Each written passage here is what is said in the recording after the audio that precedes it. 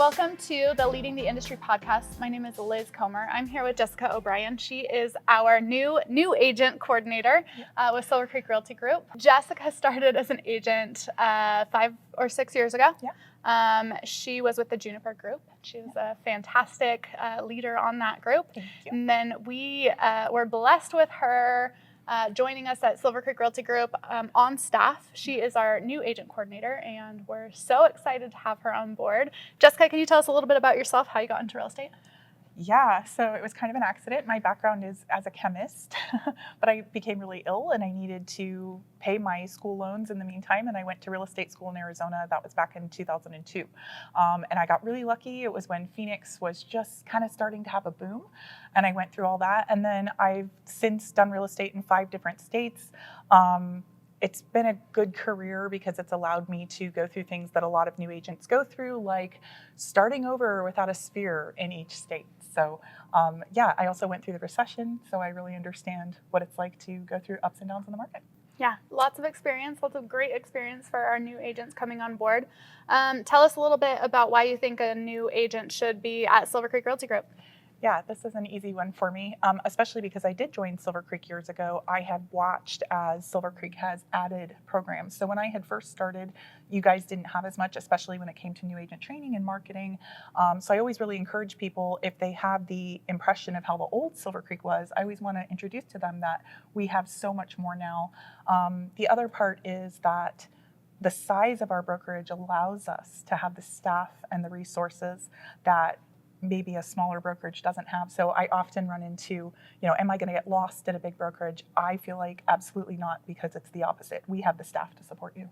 Yeah, absolutely. Yeah. Anyone interested in getting into real estate, what do you tell them looking forward into moving into the real estate career? I'm very honest with them about the costs. The startup costs of being an agent are more expensive, of course, than once you're actually an agent and you just have your renewals. There's a lot of one-time fees in the beginning. And I would say you really have to have a great business plan. I do always say, in the US, we're really raised to be employees, not to be self-employed. So I think that's a real hurdle. And I think when we look at the statistics of people who don't make it in real estate, I think it has a lot to do with that. So my job, I feel like, as the new agent coordinator and doing coaching, is to really help them understand these are the processes we need to do. And the business plan we need to do to make sure that you're guaranteed to have that success. If an agent is going through the licensing process right now and they're interested in brokerages, what's your advice for them? And can you restate that question for the sake of editing later? Yeah. So an agent that comes to me and is interested in getting licensed and wanting to know what the process is and how I guide them. First off, I actually just did this today when I presented at one of the schools. Really concentrate on your fingerprints. I would actually suggest getting them done before you go to class, because if you're in the day class, you don't have time. So it really is taking 4 to 6 weeks. So most of the people I have that are ready to get licensed, that's the holdup. The other thing, and this one sounds a little odd, but to apply for your license, you're going to have to present your high school diploma or a college diploma. For a lot of us, that might be kind of hard to find. I currently have an agent who's waiting 8 weeks just to even get it from their old school. And when I mentioned that to a group today, about 4 of them panicked and said, we don't know how we're going to get that. So just keep that in mind. You are going to need that when you're applying for the license. So those are the 2 big holdups for agents. Good. That's really good advice. Okay. An agent who has just passed the test. Yep. They have in their back pocket like 3 or 4 brokerages that they're considering. What do you tell those agents? So the first thing I would tell every agent is, please come and interview with us. And not just us, but interview all around. But it's so common that I'll get a call from an agent when I'm asking to set up an appointment with them, and they'll say, oh, I've already chosen XYZ brokerage. And I'm thinking, you didn't even come to hear what we have to say. And very often, as mentioned in some of the other interviews, we'll see those people show up in about a year, and they will say to me that they feel like they wasted time and money. So really do your due diligence, go to all the brokerages. One thing that I tell people, my decades of experience has proven to me that we talk about in real estate the shiny object syndrome.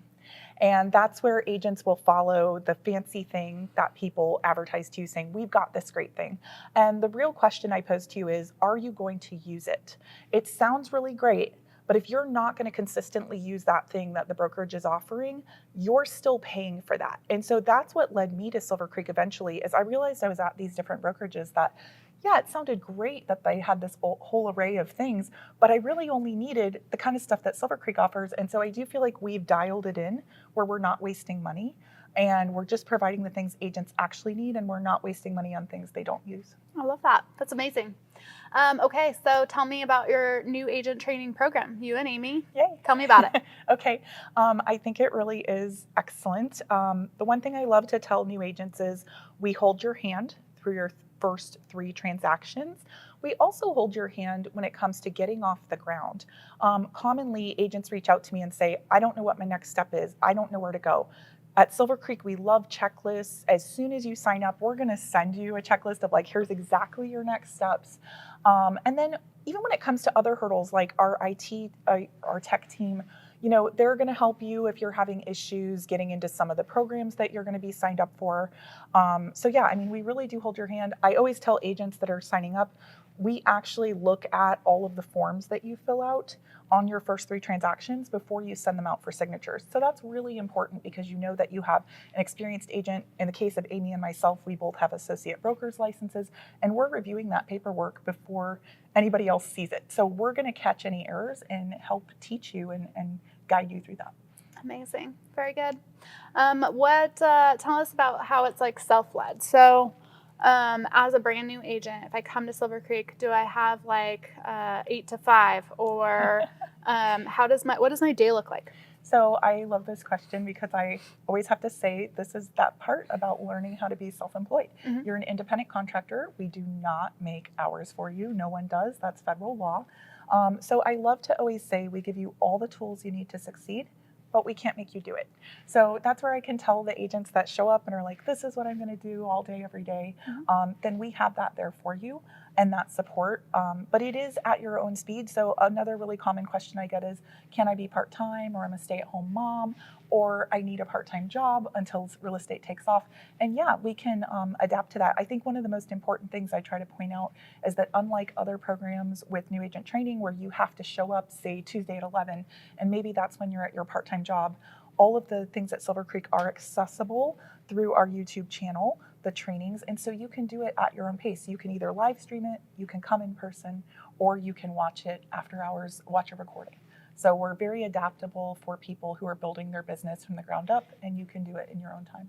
Beautiful. What do you think it takes to be a good agent, especially in this market right now? What are some elements of a good real estate agent? Again, pulling from my experience, you have to be adaptable. It's something I even remind myself of. The longer you're in the industry, it becomes really easy to get rigid in your belief system of, I know what I'm doing and I know that I'm right. And one thing I've learned is this industry is ever changing, as it should be. It keeps it interesting. And you have to adapt with it. You cannot stay in the past and say, well, this is what I've always done. You really have to change with the market. And I always say there's never a bad market. There's the market that we have. And that's actually true. We always have certain clients, regardless, death, birth, divorce, job transfer, doesn't care about what the interest rates are or what the economy is doing. And so if you are willing to educate yourself and work hard, regardless of what the market's doing, then it is actually always a good market for you. Okay. So adaptability, work ethic, and I think there's one more thing in there. What am I missing? I think really you have to keep up with educating yourself and your client. I have often found over the years that what's being said in the press is usually very skewed at best, sometimes absolute misinformation at worst. And so it's our job to explain to people what's really happening and kind of guide them because ethically, we need to be helping them. They're hiring a professional, so that's what we need to be for them. Beautiful. Tell me, you're in the hot seat, so you have to be careful. Uh-oh. What are your first impressions of being on staff at Silver Creek? Is it what you expected? Is it different? What do you love? What do you not love? I think in a lot of ways, it's what I expected. For me, coming from being a team leader and completely driven and making my own hours, I was solitary a lot, unless I was doing meetings. So I really enjoyed the culture of, I noticed at Silver Creek, we like food. We were always having potlucks and cookouts, and I really enjoyed that. Mm-hmm. And just, kind of seeing people every day. That part's been really nice. I love teaching the scripting classes on Thursdays. That's actually my favorite part of the week. I just love the questions that people bring to me, and I love seeing their faces light up and they start furiously taking notes, and I realize that I'm giving them great content. So that's been super fun. And then culture-wise, I always say to people, I know it's a huge cliche, but it is true that we're family feeling brokerage, and that's just because the people that started it and their sons work there every day. So it really does have that feeling, and I think that adds to the potlucks and the cookouts and the agent appreciation lunches. Oh, yeah. It feels like a big family gathering. Joyce's cooking, man, it really just makes my day, makes the month, every single month. It's We have pretty great. we have a potluck. Well, potluck's not it. We have a birthday lunch every single month for the whole staff. Yes. And when I started 4 years ago, gosh, there were probably 10, 11, 12 on staff. And since, that room fills up. It does. We've got 25 plus guests. We get 30 people in there for a birthday lunch. Yeah. And it is my favorite time of the month because Joyce always does some sort of a dish or a dessert. Joyce is a phenomenal chef. She's Aaron Dowdy's mother and an owner at Silvercreek. And that part of the culture, just like food. Silvercreek gathers around food. Well, I'm from a big family. I'm the oldest of 6 kids. So to me, that just feels like home. It's like, oh, that's the stuff I missed as I've moved across country and left my family behind. So yeah, that part's been really, really fun. For a brand new agent who just joined us, what is one resource that you are hounding that they use? Ooh, I would say really follow the checklist. Even in my first week here, I had a couple agents call in kind of hysterical that they unexpectedly got a listing, and we always remind you, don't forget to take some of those classes at MLS so you have input privileges for your listings and things like that. And they hadn't done it, and then they had promised clients that things were going to go on, and then they couldn't do it. So we really, like I say, we give you all the resources to succeed. We can't make you do it. So I would just say, be diligent about getting that done, and then really make use of the resources. One of the things I commonly see is when people come from other brokerages, again, as Elaine had mentioned, they've been kind of overpromised. And so we're here and we're not overpromising. What we're telling you is there, and definitely take advantage of that. In the beginning, before you have a lot of clients, you have time to do that training, to upload your sphere into Boomtown. So get those things done before it gets crazy. Yeah, and I think lastly, just to add, kind of the process with joining with us, I mentioned that we hold your hand through those first 3 transactions. We also have an additional 14 classes. We always say that the classes at Real Estate School just really teach you how to pass the exam. The ones that we have are really hands-on, what it's like to be an agent in Idaho specifically. So they're really useful to you. Again, you can live stream those or watch recordings, so it lets you catch up. Another thing we do that is super useful is we do a full practice buyer and seller transaction with you, where you send us all the paperwork as though we're the agent on the other side, and you're like, here's my offer, here's my inspection request. And that's, I feel, Amy and I, when things come to the surface and you realize, I don't know how to get the forms out of Instanet. And we want to go through all that with you before you're sitting next to a client and you're stressed out. So there's so many aspects to what we do in the training with you, and the different resources that we provide to you, and just make use of all of that and recognize that through the Silvercreek Toolbox, everything's available to you 24/7, whether you're working from home or you're at a regional office. And we just really want that training and myself and Amy to be accessible to you.